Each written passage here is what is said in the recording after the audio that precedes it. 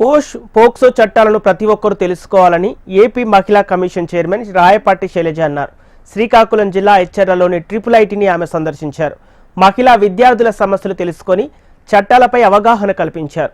మహిళల రక్షణకు పోక్సో చట్టం రూపొందించబడిన దీని కింద 90 రోజుల్లో విచారణ పూర్తి చేయడం జరుగుతుందన్నారు. పిల్లల రక్షణకు కూడా పోక్సోలో కఠిన శిక్షలు ఉన్నాయని రాయపాటి శైలజ స్పష్టం చేశారు.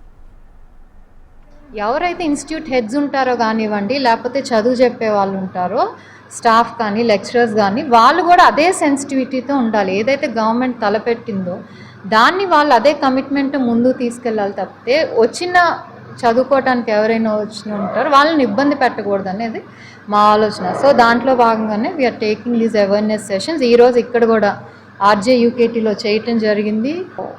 విమెన్ కమిషన్ తరఫున ఆల్ ఓవర్ ద స్టేట్ ఏంటంటే అవేర్నెస్ ప్రోగ్రామ్స్ అనేది చేస్తున్నాం. Especially on sexual harassment at work places కానివ్వండి, యూనివర్సిటీస్ కానివ్వండి, కాలేజెస్ కానివ్వండి. సో ఎందుకంటే కంప్లైంట్స్ కూడా కొంచెం ఎక్కువగానే ఉన్నాయి. నేను ఎప్పుడు ఇదే చెప్తాను, రోడ్డు మీద అనేది క్రైమ్ తగ్గిపోయింది బికాజ్ ఆఫ్ పోలీస్ వర్క్ కానివ్వండి. గవర్నమెంట్ కూడా వెరీ స్ట్రిక్ట్గా ఎస్పెషలీ అగేన్స్ట్ విమెన్ క్రైమ్స్ అనేది జరిగితే we want keep quiet, has to be taken severely అనే మెసేజ్ అయితే పాస్ చేసింది.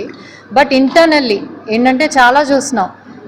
పాక్సోకి వచ్చేసరికి ఒక్కొక్కసారి కన్న తండ్రి కూతురు మీద ఇచ్చేయటం 4 గోడల్లో, or when it comes to schools and colleges ఏంటంటే ఇలాంటి టచింగ్స్ కానీ ఇవన్నీ కొంచెం జరుగుతున్నాయి. It's not only here, it's happening everywhere and we receive complaints. So what మేమేమనుకున్నాం అంటే అవేర్నెస్ సెషన్స్ పాష్ యాక్ట్ మీద, ఎందుకంటే ఫ్రాంక్లీ స్పీకింగ్ లైట్గా తీసుకుంటున్నారు.